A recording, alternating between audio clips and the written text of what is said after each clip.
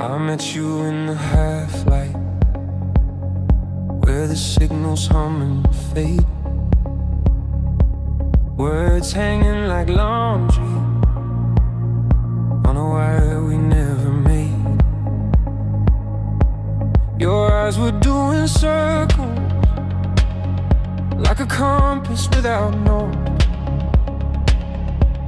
I was counting all the seconds I've been walking back and forth. The clock was missing numbers, the street forgot its name. Every thought I carried felt borrowed, bent and strange. You spoke in quiet riddles, like rain against the glass. I felt something loosen that I didn't know I had.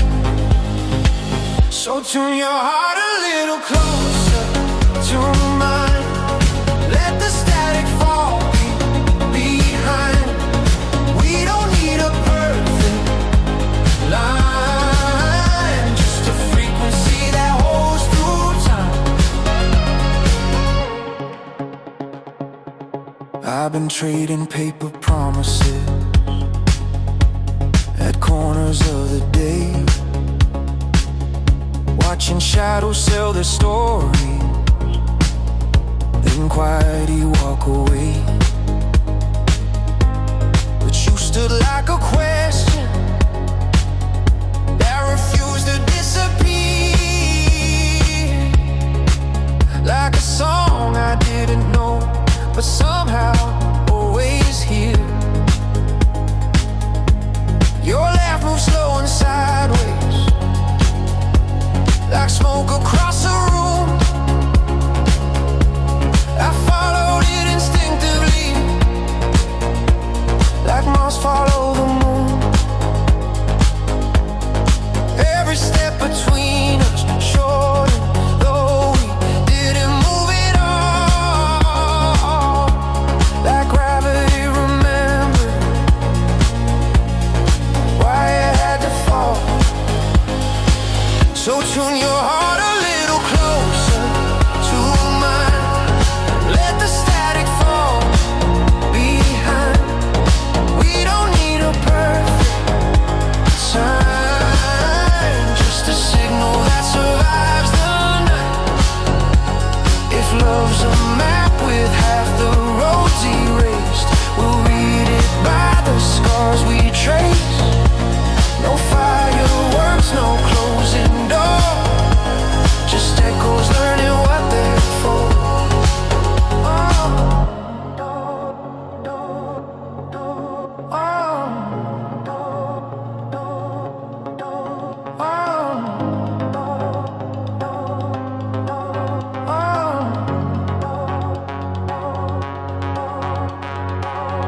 Now the world keeps spinning stories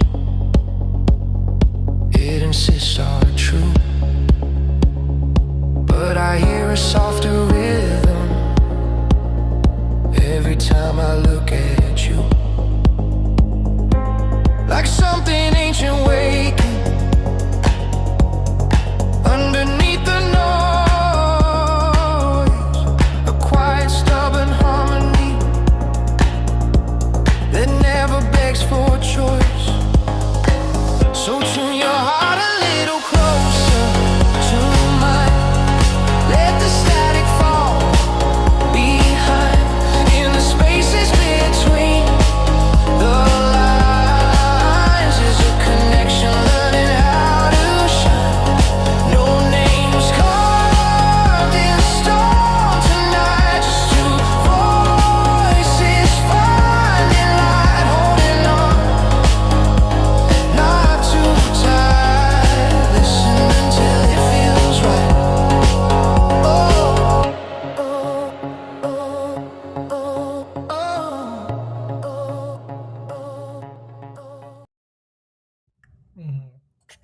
Okay, we are here. Good morning, and a very best Friday morning for all of you. We're going to give it a couple minutes. I know there's some more people joining. I'm just starting the live stream on Substack right now. But yeah, if you could, please, as Adam Meister likes to say, pound that like button very enthusiastically. I hope you all had an amazing week. And that's right. I'm sure we all did. The weather's getting a little bit warmer here. The snow is melting. And that was the case all the way from Toronto down to Philly, where I was this week. So that's a good place to start with. And I think another place that we can start with to make today an amazing day. Oh, yeah, those LEDs are going to get annoying. I know. Somebody's.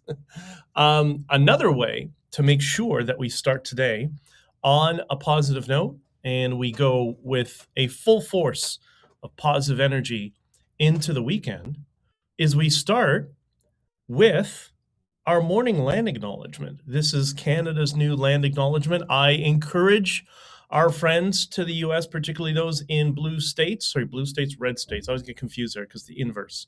Yeah, blue. Blue is conservative in Canada, by the way, and Democrat in, well, it's supposed to be, right? But anyways, let's begin with our new land acknowledgement, and it goes something like this. And get your coffee ready because, you got to toast and sip to any sort of life-changing experience like this. So it goes like this. We'd like to gently, because, we don't want to trigger people, right? We'd like to gently acknowledge that we're standing on the traditional territory of, well, whoever was here savagely killing each other at the time. Anyway, they aren't in charge anymore. We're here till the Americans take over. Sip. Doesn't that make everything better going into the weekend? And now I get it. Now all those years, and by the way, that is a shout out to Scott Adams, the SIP. All the sippers on the Scott Adams School know exactly what I'm talking about. And all those years that he was doing the simultaneous sip, I wasn't doing it.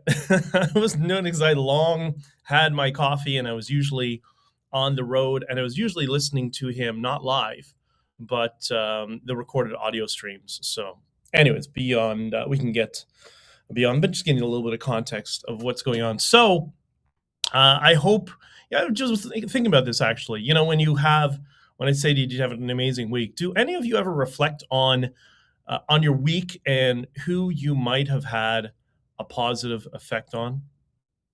Think about it. The people that you take a little bit of extra time once in a while, something that I encourage, and I've talked about a little bit on these streams previously, being nice to the guy or the girl in the coffee shop, or I don't know, at the post office, or just being a little bit extra friendly to somebody and striking up like a little bit of a personal conversation, something that takes an extra 30 seconds.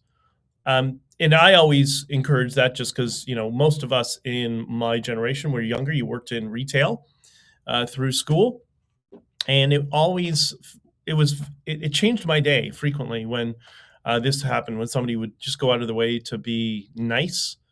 And I don't know, I encourage you to go through that exercise. You try to be extra nice with people. And then at the end of the week, when it comes to your Friday, whatever, maybe scroll back in your mind and, your subconscious will catch it and you'll replay that instant. And you'd be amazed how much you realize when you reflect on it that you had a positive effect on people's life. Lots going on this week. I don't know, is Cuba still standing? We'll probably talk more about that through the weekend. Restore Britain was launched, and we'll discuss that the next stream maybe, or the next couple streams. There's a lot of things going on behind the backgrounds. You see all these indicators that perhaps Jeremy Clarkson, for those who don't know, Jeremy Clarkson, the famed journalist and co-host of Top Gear, is making suggestions that he may potentially join Restore Britain and stand for his his riding. Do they call them ridings or districts in the UK? I'm not exactly sure. But anyway, so let's let that evolve a little bit, and we'll talk about that moving forward, because that's going to be relevant, particularly I think to Canada over the long term. By the way, and also thank you for the positive compliments. I really appreciate the positive words of encouragement. The best one was somebody said, "You have such a similar vibe to Scott Adams," and I thought, well, I appreciate that. I'm not Scott. I don't want to be Scott. We are very different. He had an amazing set of talents and ability to see insights into certain topics. But we did have similar training, as I mentioned before, and perhaps that's why we may sometimes seem similar in our approach and our framing of things. And I could never, I don't know, I just think because he had so much more experience in this realm. But I do appreciate the thought and the kind words, and I liked his goal of what he was doing with his stream, which was just to make a place to hang out and kind of talk with each other one on one or back and forth and join the comments and all that sort of stuff. And yeah, I like that idea of people just having somebody to talk to or somebody to listen to. It made my long drives a lot easier. And I figured this is my way to kind of pay it forward. So I'm going to, I'll do my best. So I appreciate all the positive comments. Review a couple of topics we've come across, and I'm seeing more indicators of it. We'll talk a little bit more about that through the weekend too. This framing, the idea of captured media, that the world is no longer legacy media versus alternative media. It's captured media versus, well, non-captured media. And I promise you, this is non-captured media, because I do say things that make people upset across the spectrum. But hopefully it's some of the frustrations. It echoes some of the frustrations that many of you have. And yeah, I think this is just kind of a space to hang out and talk. Not space, but yeah, I don't want it to people think, oh, it's a safe space, which is, God, the worst term I've ever heard in my life. Trump and the daddy frame. We talked a little bit that. We're going to get into this a little bit in a few minutes. But, we talked about Scott's idea that Trump was the daddy frame, that everything comes from a position of strength. And he's teaching the radical wokies to cut the BS. Daddy's coming home, and he's not going to take the BS anymore. We talked a little bit about Marco Rubio. Where is his frame since his amazing speech last week in Europe?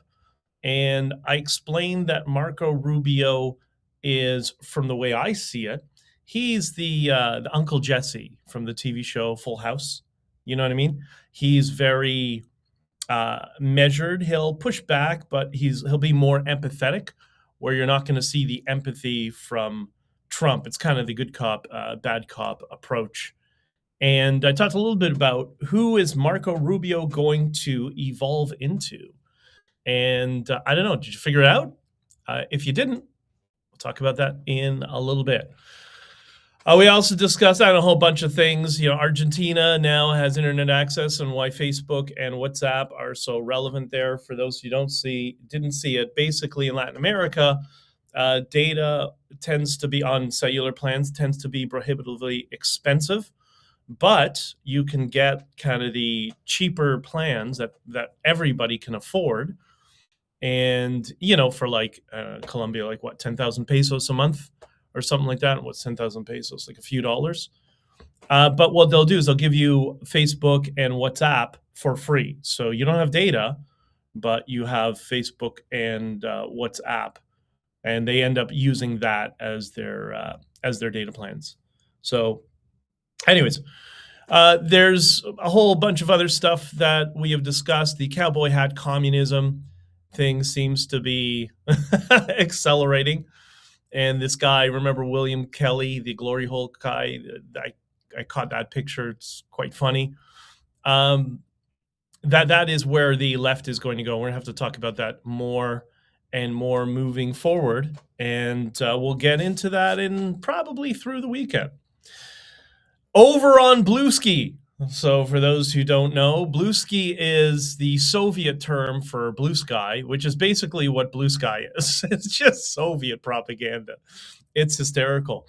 There is a mentally ill patient there, and I say that with full empathy for people who are suffering mental illness. But this person is clearly in some sort of extreme manic state, like somebody who is suffering psychosis. And you can tell by their posts, it's just constantly manic behavior. And this person's name is Luke Skywalker, also known as, so Mark Hamill. Yeah, that's his Mark Hamill. And the world that Luke Skywalker lives in is absolutely, it's fascinating. It is, if you want to understand how different we are in terms of the worldviews that have been assigned to us now, this whole 2 movies, 1 screen phenomenon, I suggest going to Bluesky and following, there's that other propaganda. So there's Luke Skywalker and the guy who's 3 feet, the dwarf guy, what's his name? Not the guy from Game of Thrones. What's his name? Robert Reich. He's some sort of political commentator or whatever. And I was a Clinton guy or something. I don't know. Was he on the Epstein list? Anyways, clearly it's severe mentals. But if you want to see how extreme people are, you just follow those 2. And I think that's the dissemination of the propaganda. That's probably why it's so extreme. And they're trying to use these accounts. I guess the PR agents got communication with foreign money. I guess that's how it's working. And they're perpetuating this worldview is just completely divorced from reality. But I think it's fun. I like to go and have a couple laughs and watch it and don't take it too seriously. There was, and when I was on Bluesky, I found this post from an account called, what was it? Oh, it's called Women Rise Up 2026. Well, yeah, that's that's not political strategy or brainwashing strategy at all. Women Rise Up 2026. It's kind of like when the political people got involved in the trucker convoy. They tried to call it Freedom Convoy 2022, and it had a long thing. And I'm like, just call it Freedom Convoy. Like, what is all this, having to date it and all this sort of stuff? Like, this is the problem when nerds burn the world to the ground with their nuanced stupidity. I remember that. Like, they had this, I can't remember the full long-winded name, but it's just like, hey, just Freedom Convoy. Let's keep it simple. Keep it simple, stupid, And I guess, obviously, I won out with that because for a whole bunch of reasons. But anyways, so this account, Women Rise Up, had this. It was a picture of a woman holding up a sign that was handwritten, but clearly with somebody who had, I don't know, some sort of art training or somebody who was a cartoonist. Like, everything was just so perfectly, all the penmanship was perfect, and the little highlights around it, a little bit of graphic drawn, just a whiteboard with text. But, somebody had a colored marker set and just made it look really pretty. And it said, it's not red versus blue, it's billionaires versus you. It's not red versus blue. It's billionaires versus you. Remember old Texas Paul? Cowboy hat communism? You notice there's no call for the world is ending because of climate change, and there's no gender, there's no association with any gender paradigm there, right? Red versus blue, it's billionaires versus you. So I asked this. I said, what about the red billionaires? Bill Gates, J.B. Pritzker, Reid Hoffman, Melinda French. Now her name is Melinda Gates, and Lorraine Jobs, who owns The Atlantic, Steve Jobs' ex-wife. And you talk about something that's become a communist propaganda rag. The Atlantic's probably the worst of all of them.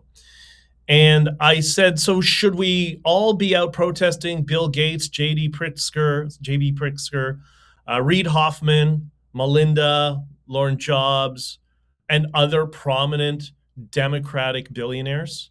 Is that what we should do? So what do you think? You think she's going to respond to that? I thought, no way in hell is she going to respond to that. Mic drop, she did. And she's in Scotland, by the way. Okay. Which was odd. So why are we commenting on Democrat and Republican politics from Scotland? I mean, in my case, I spend so much of my time in the United States. Might be a little different, but maybe that's just a political actor, or maybe not. Maybe it's just somebody who is sucked into this paradigm of this echo chamber that everything in the world comes down to, in their case, foreign politics, or maybe she's an American there. I don't know. But anyways, she said, I'm not saying all billionaires are bad. Oh, all of a sudden, not all billionaires are bad. Oh, now there's good billionaires. I thought wait. I thought it's, billionaires versus you. But anyway, she says, I'm not saying it's all billionaires, that all billionaires are bad, as bad as each other, but you do have to ask if they are doing all they can to protect democracy. So let me read that again, because I'm going to ask you about something. Her response to this, when I asked, should we be protesting Democrat billionaires like J.B. Pritzker, Bill Gates, Reid Hoffman, and Jobs' wife, that's going to respond to her from now on. When I asked her, should we be protesting prominent Democrats, she said, I'm not saying all billionaires are as bad as each other, but you do have to ask, what are they doing to protect democracy? Do you know what that is? Those who watched Scott or studied hypnosis in any way, you'll know what that is. That is called an assigned opinion. That's right. That's an assigned opinion. Because I don't even have to know this person who seems to be, looks like they're in their 30s, mid-30s, something like that. I don't have to know them to know it's an assigned opinion, because never in her life did she ever say our democracy is under threat, until she kept hearing it over and over and over again on legacy media, on social media, and whatever echo chamber she has. She kept hearing it over and over and over again. And then what happens? We've discussed with repetition. Repetition is the godfather of all persuasion. That if you hear it over and over again, eventually you will believe it, especially if you layer onto that social proof. If everybody around you is also echoing the same thing. And you may think that may not happen to you. Oh, no, it will. That happens to everybody. That's just how we're wired. That's why it's important to read and to engage with all sides and understand. And for me, it's even more important to understand the opinions I disagree with, because that's the hedge against it. And anyways, from Scotland, I don't understand why, but anyways, it is what it is. And it's funny. I'm already diving deep into the progressive world. No, I'm not becoming progressive at all. That's not happening. But I do know people adjacent to it. And I'm trying to see where I can find some common ground, nudge, nudge, wink, wink, echo chamber busting. And, like Scott Adams talked about, he had a very, very Democrat friend who was very smart, but just couldn't see lived in this alternate reality. I do have somebody like that who is like in the US, who is a very, very, very Democrat person. And, so we don't really talk much about politics unless I can just infuse a little question to try to, spur on a slight cognitive dissonance. Not too much. You don't want to overdo it, right? And it's got to be kind of in passing. Their conscious mind can't see it. You have to do it that only their subconscious mind catches it. but the subconscious mind just kind of glosses over it. But this is what happens to people when they are surrounded by extreme left-wing people. Like everybody that this person knows, just about, minus myself and a few other people, but their family and like closest friends and their family are all like the hardest core extreme left-wing people, extreme Democrats, if you want to call them that. I don't like the whole party thing because I think it's more about philosophy. So let's say they're extreme postmodernists.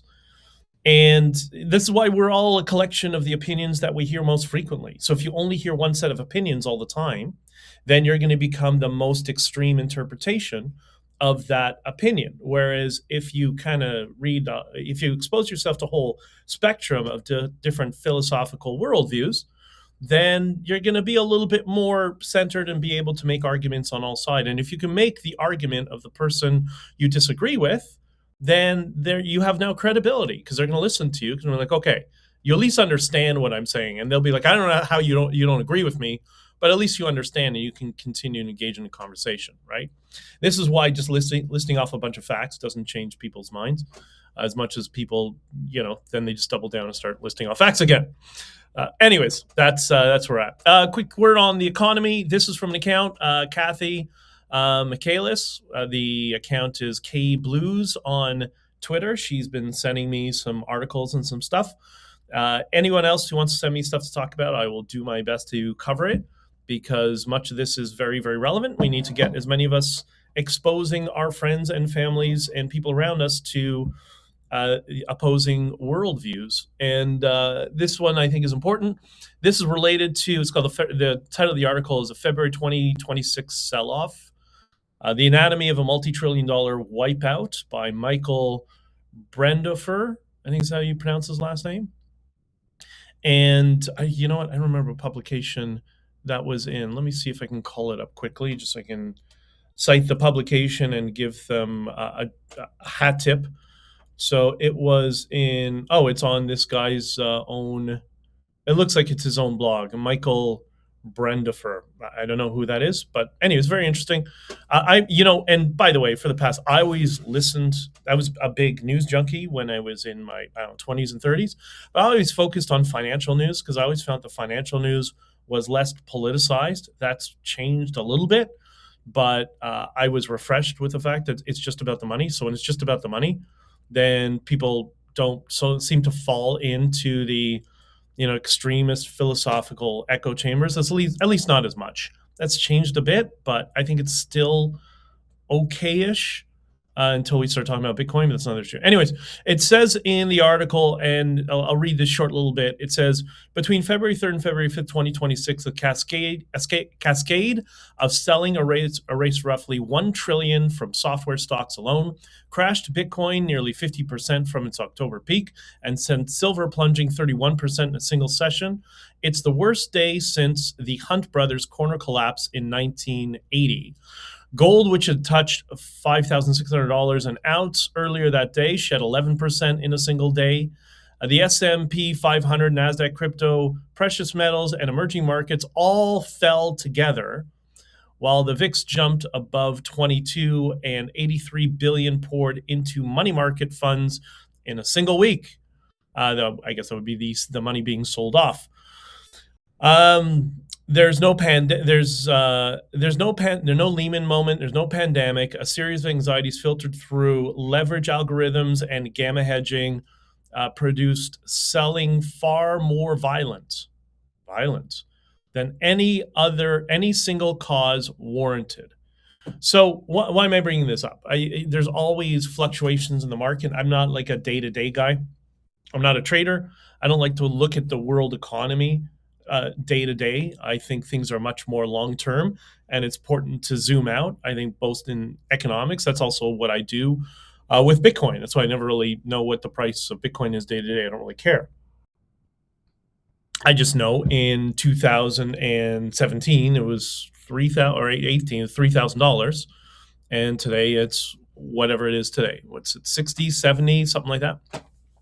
So, but what I do look at in terms of the economy is transportation and trucking, and not just because I'm at the tail end of being in that industry after a few years, But one of the things I learned from the company that I have a contract with as an operator is, you get to know people in the office, and they know I come from the white collar world, so we speak very similar language on some things.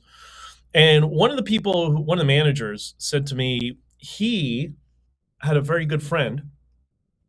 He had a very good friend who was a commodities speculator. And he would contact this guy in the office on a weekly basis. Usually, I think he said on Mondays, the beginning of the week. And the reason was because some of the commodities that a lot of trucking companies do, they'll do commodities. And this particular guy saw paper as a leading indicator for economic trends. And this particular company, like all trucking companies, always has paper loads going from Canada to the US. Because, we have all these paper mills up here and lumber and stuff like that. And so that's what, I kind of look at that as one of many leading indicators for sure. But I got to tell you, and I think I touched on this on Mark Petroni's show, and we'll probably go into this in more detail the next time I go on his show, maybe next week.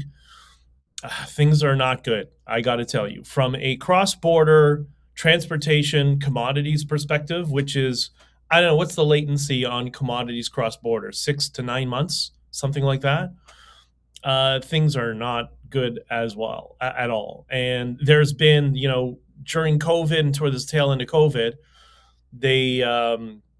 there was so much fluctuation. It was weird. It would go, week to week. You have 2 weeks of like, oh, we're in a bull market, again, using commodities as an indicator. Oh, there's a bull market coming. And then everything would crash, as opposed to the relative stability in terms of commodities, right? I know there's all sorts of financial people are losing their minds. I'm telling you just from an on the ground perspective, right? Because people in finance, everybody knows how the world's working. I get it. You have your own perspective. So anyways, I think if things don't change, the latency factor, I think, in this area of commodities and transportation is 6 to 9 months, something like that. We may be 6 to 9 months away from catastrophic economic downturn. And that would be just before the midterms in the United States. Wow, isn't that convenient? I wonder how much of this is contrived intentionally. But I'm a little bit worried about that. And you know what? I've been worried in the past, and then a month later, everything picks up. But this was in speaking to people in the U.S. So I'm taking this example not particularly from the delivery perspective, which already I was concerned about, but now I'm going from the receiver perspective, and them telling me, yeah, things are like our inventory is down 20. It's what do you say? He's down like 70% of what the regular inventory has been for decades. And I'm like, oh, that's not good. That's not good. And the reason I'm worried about that is because if you have an economic crash coming in just before the midterms, well, what's going to happen to the party in power, right? Well, people would just think, well, I can't pay my bills now. I'm just going to vote for the other guy, which is, that expression I think I posted on Twitter. This democracy works great as long as people are relatively well educated. That doesn't mean you go to university degree. I mean, educated in terms of understanding how the world works, the system of the world. And often people who are not formally educated are much more wise on these issues. But I'm concerned that this is lining up just before midterms. And what happens if the midterms sway into the direction they usually do, which is go to the opposition of the party in power? This is why this binary, I know Americans love the binary system. It's horrible. It gets all of you thinking in a binary term.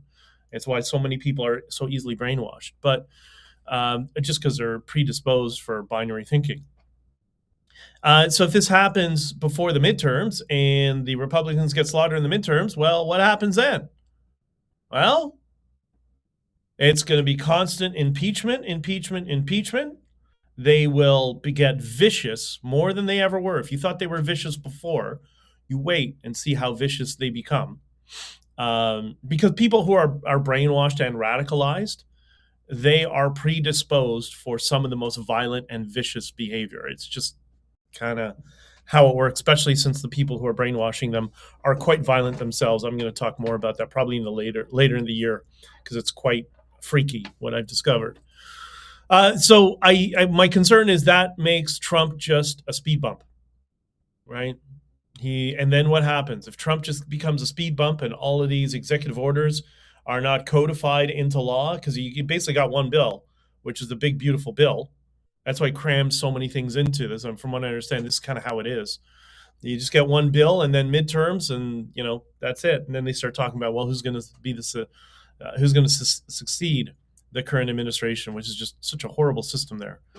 And then what happens? What happens if it's impeachment all day long? Well, Trump just becomes weak, politically, doesn't have as much political capital.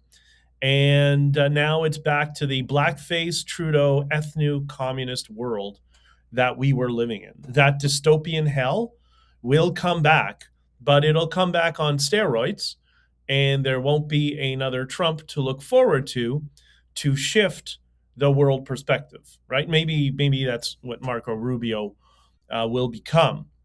But if you thought they were vicious before, you just wait. So those people who are in the United States who will say, well, I'm just frustrated because I can't pay my bills now, I got to vote for the communists, or well, they don't even do that. They just stay home. They stay home and they don't vote because they get frustrated.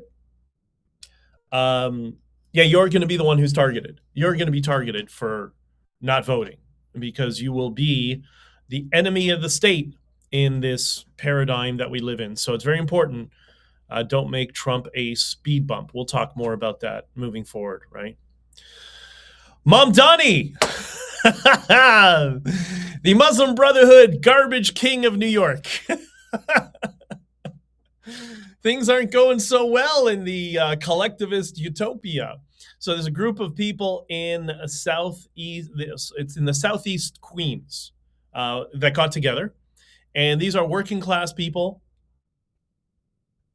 who, speak the very New Yorkers. That's why I hate when Americans do like black versus white stuff. Like it's so foreign to us, or it's so foreign to us here, even though you're trying to export it into Canada. Because if you turn the sound off, you can't tell if they're black or they're white because they're just New Yorkers from Queens. They happen to be mostly were black, but that's not relevant. But, to the ethno-extremists, it's relevant. But anyways, they got together and they were protesting. I wonder if I could get this. Do you think I can get this working in the live stream? Maybe I can, because I did something like this the last time. You know what? It's going to be too. Yeah, whatever. I'll figure out how to do this for next time. It's really great to listen to them. But anyways, they have some gripes with the Mamdani regime, and it's very funny to see how quickly people have lost patience with the warmth of collectivism, and they're complaining about taxes, and he's not doing anything, and he's the garbage king of New York because there's garbage everywhere, and just quite interesting to watch. But there's some concern. So the first thing is the Muslim Brotherhood Mamdani regime went too far. So you would think, but this is a strategy. So they put out this statement from this jihad woman. It's always, they do this frequently, this is a regular strategy. It's always some relatively obscure ISIS wannabe that will make some really extreme statement, usually women, because they're going to use the gender as a shield.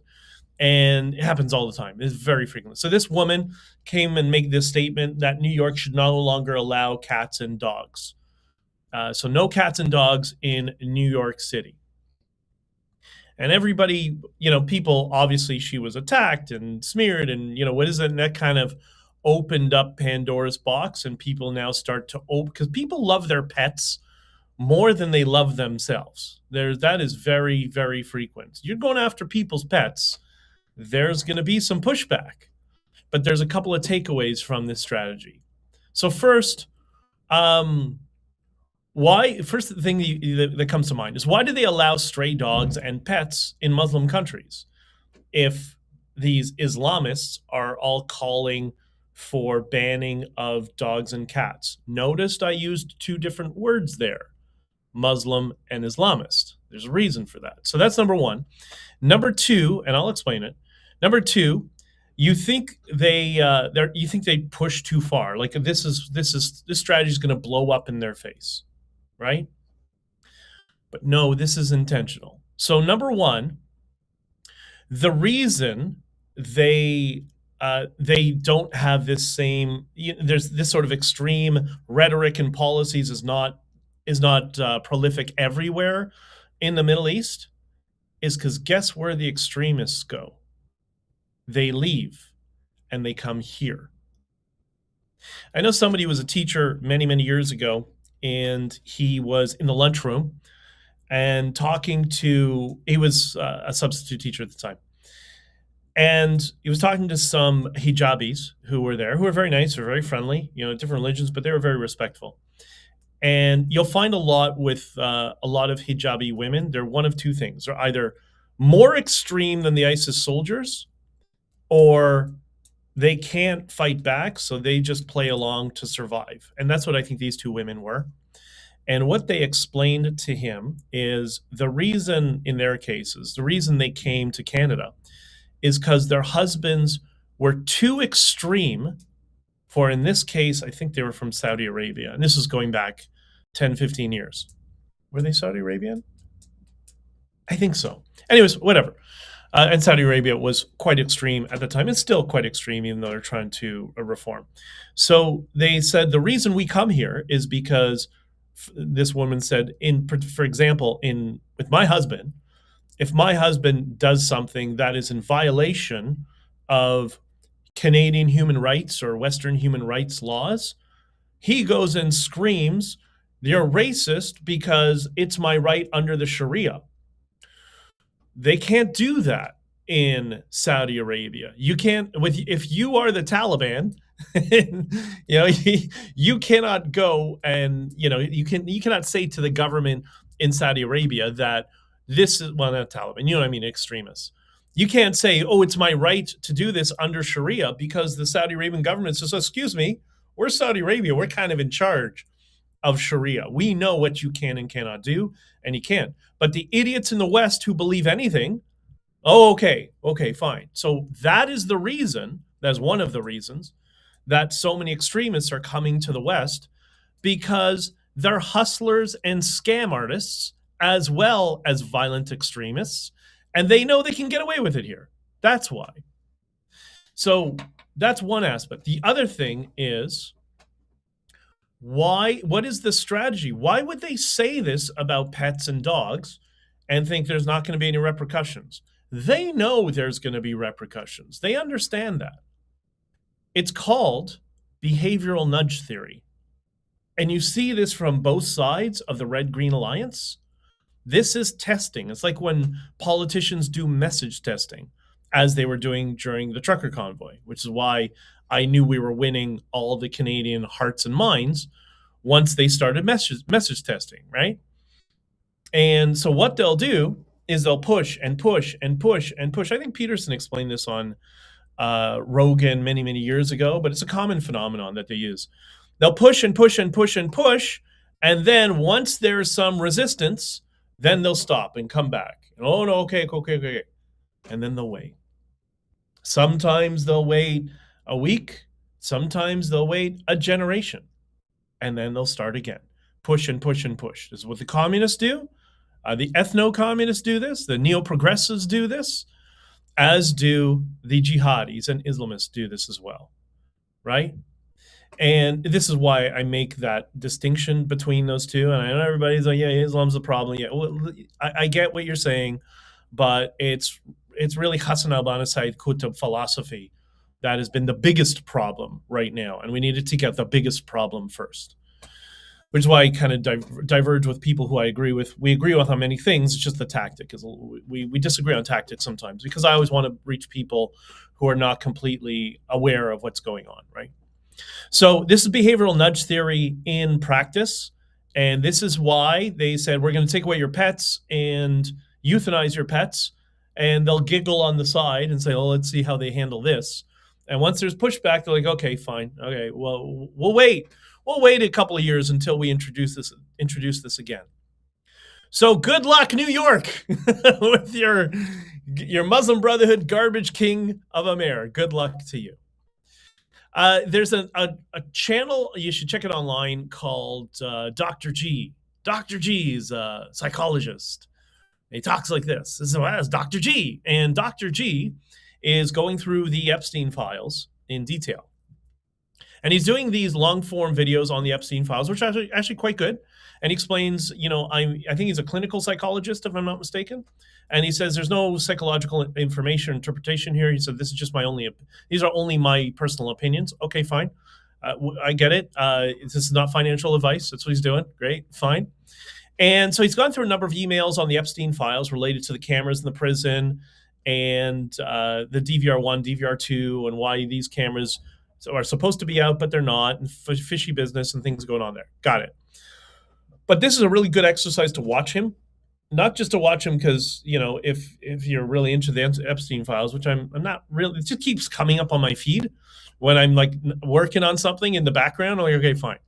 But it's interesting to listen carefully for the bias. And this is where like the extreme left went crazy, went way overboard with things. Because yes, we all have some sort of bias. It's fine. I have some bias. It's kind of towards the centrist right libertarian framing. That's my bias. I'm telling you what it is, right? That's my philosophical bias.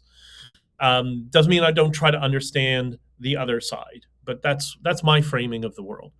And if you listen to him carefully, this is why it's a good exercise, you can see the distinction between what we see in our legal system now.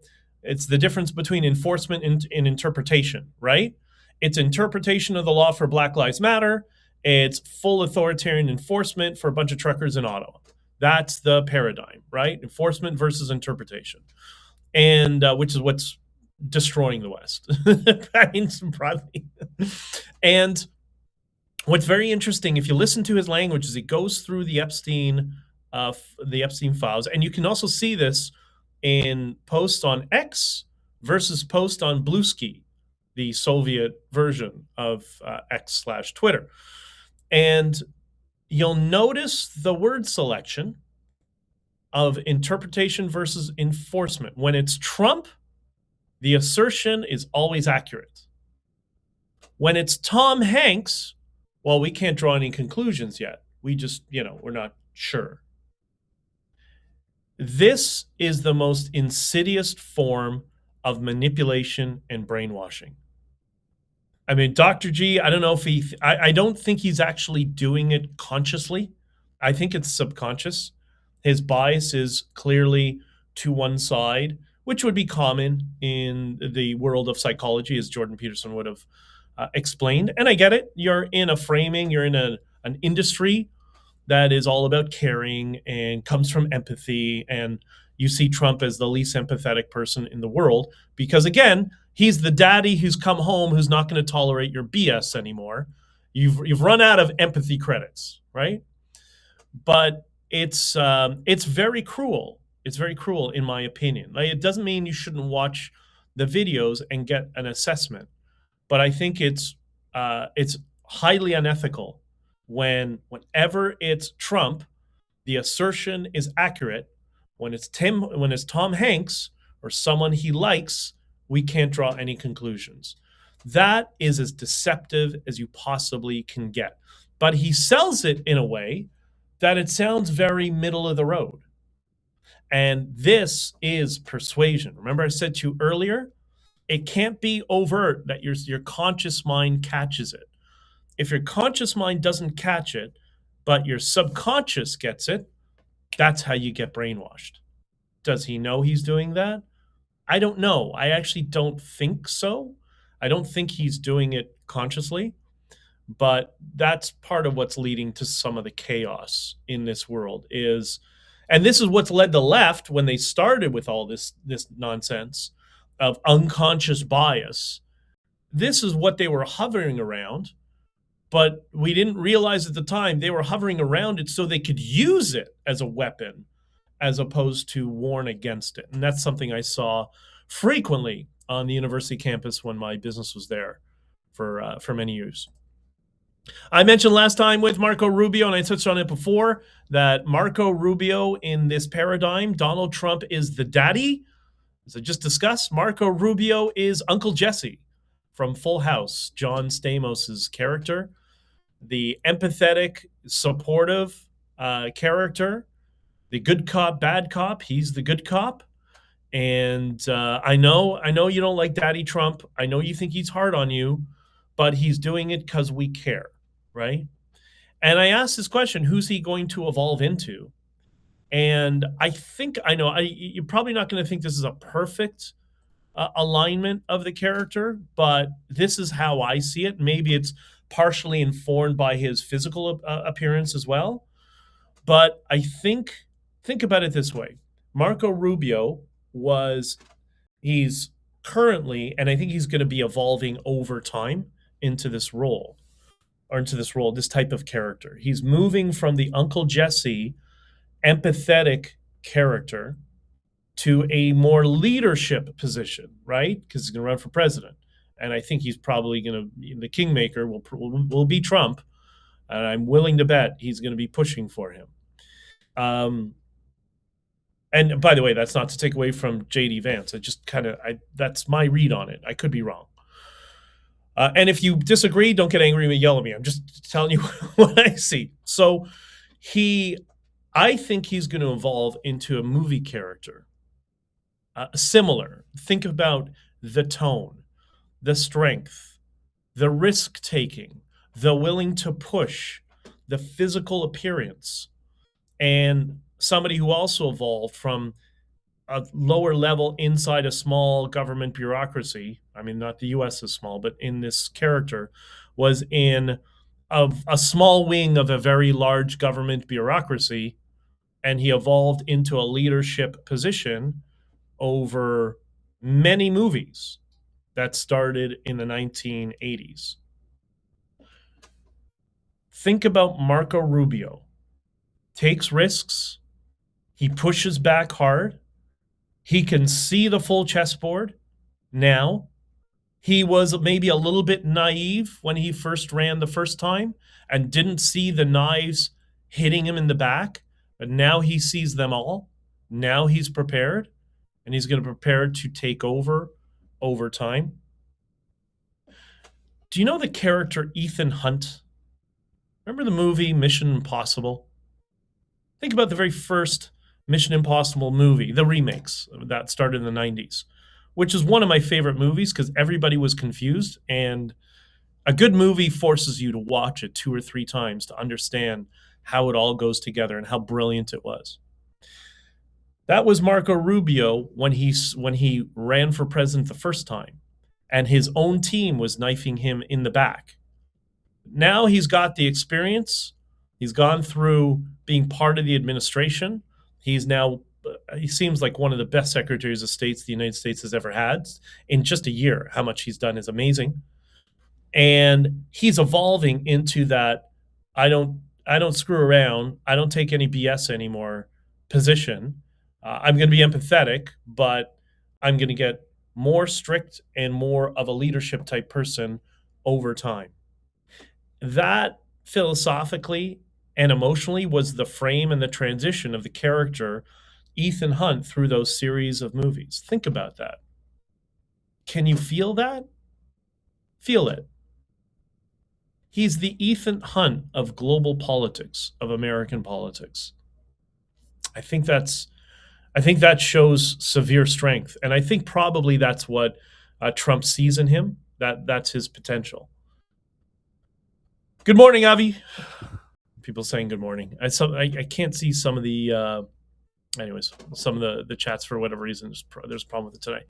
All right, the big story today.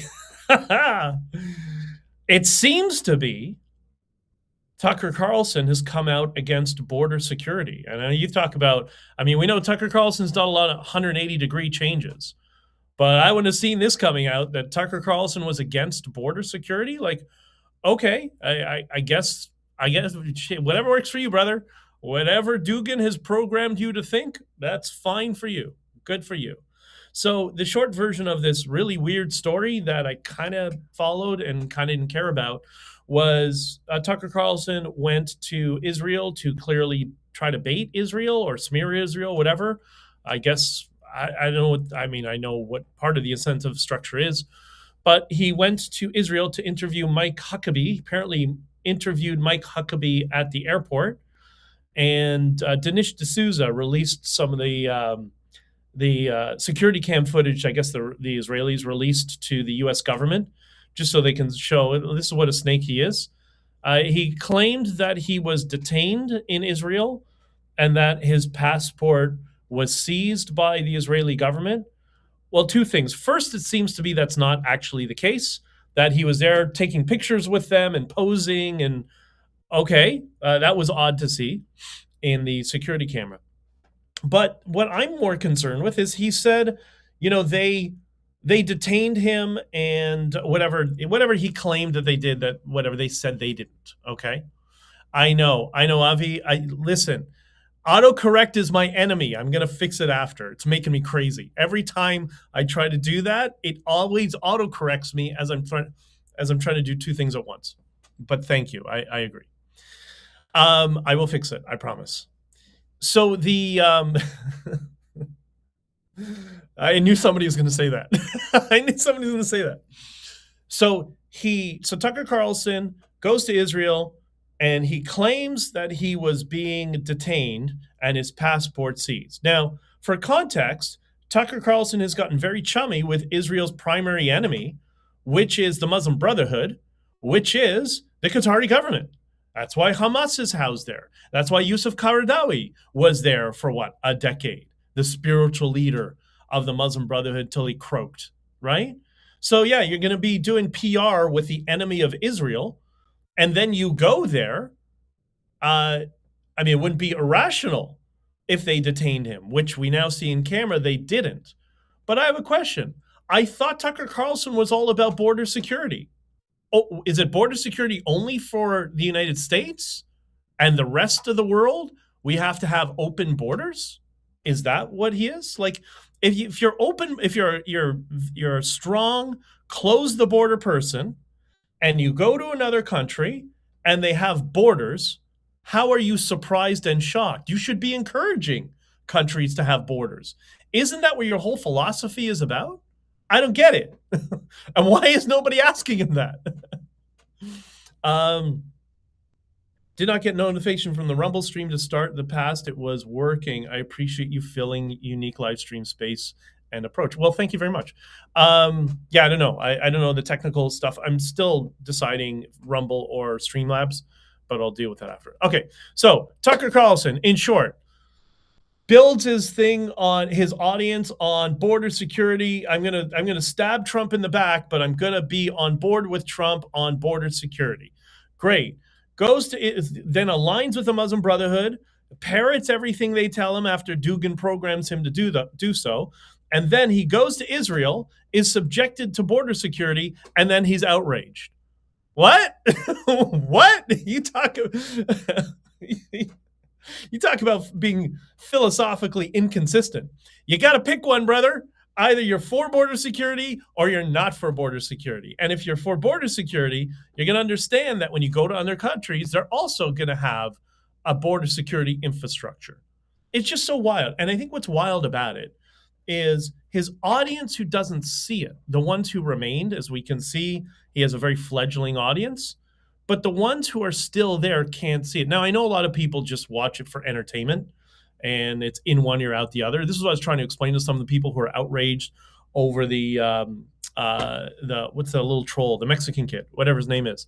And I'm like, it's just some little kid, throwing popcorn at a screen, trying to get reactions out of people. Like, don't get upset over that all the time, right? And I know some people who watch that nonsense, and they're like, yeah, it's just entertaining. I'm watching. He said this one particular guy was the first one who told me. He's like, yeah, I watch this stuff, but I'm not really watching. I'm passively listening while I'm working. He's like, yeah, I think he's, full of crap 90% of the time, but it's funny to listen to. It's just comedy, right? But anyways, and I think that's what Tucker Carlson has become. He's just comedy at this point, right? If you're going to listen in the background, okay, whatever, yeah, okay, here we go. Here he goes, him and what's a Candace Ovens, the two of them. So wild. It's amazing how the establishment has been able to capture alternative media and turn so many of them into clowns. And that's the world we live in, and that's why I'm very clear on this here, us together. This is not captured. This is us just hanging out, having a coffee. And by the way, thank you, Robin, for the mug. And we all want to make sure we don't be a chooch, as she likes to say, right? Don't be a chooch. Yes, that is Prime Minister Diversity Blackface. Tucker has lost his ground. It's rather shocking what has happened to him. I don't think it's shocking at all because I know how it was done, and I don't think he knows either.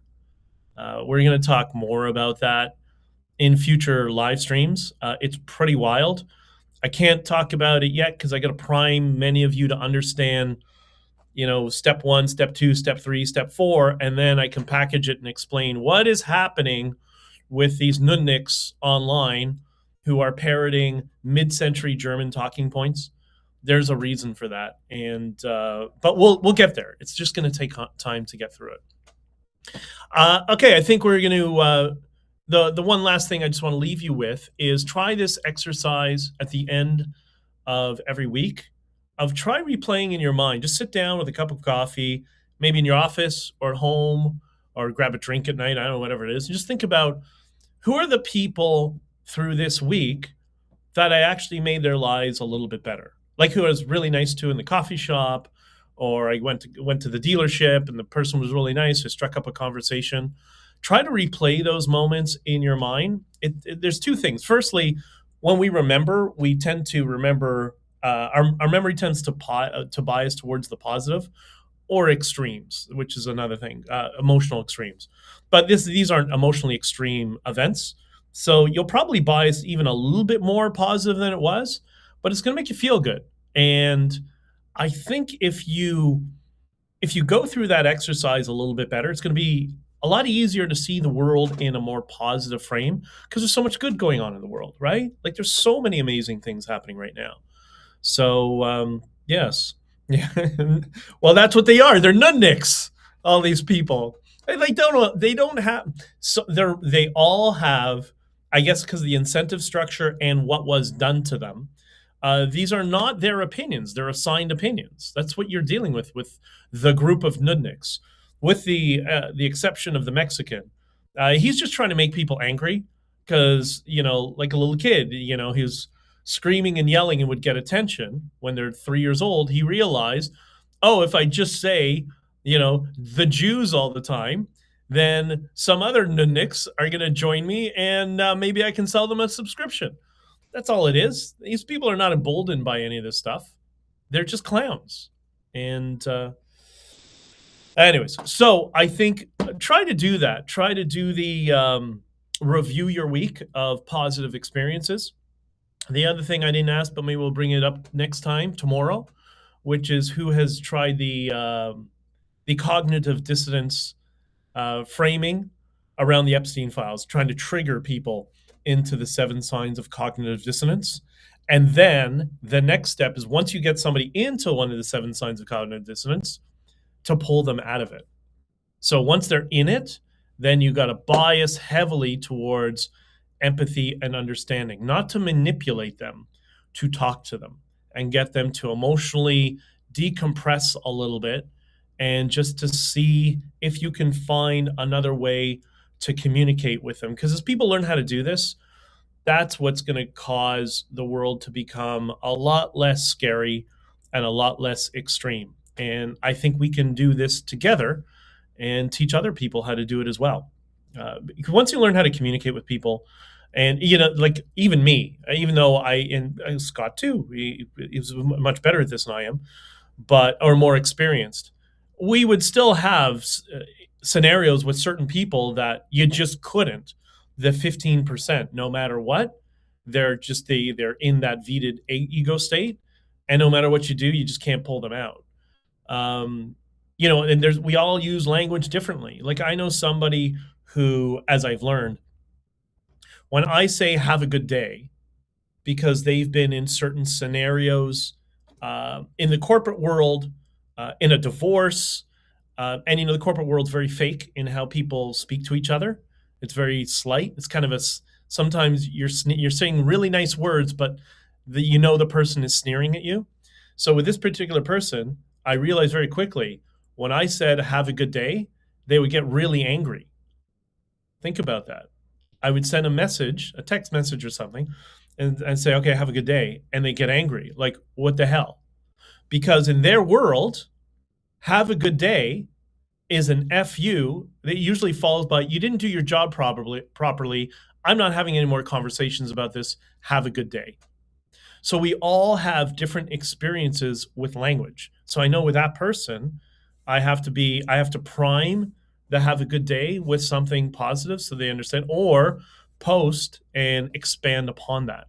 So if we understand that we all use language differently, we all feel words differently, then it becomes easier to communicate. This is why I'm trying this experiment to get more exposure and direct communication with people who've been sucked into the progressive world, because I think we can undo a lot of the damage that has been done to them, and many of them, they don't know that it's been done to them. So, okay, I hope that's good for today. We're going to see you in the morning. We're just I'm over time again. I got to stop. Well, it doesn't matter. I'm over time, but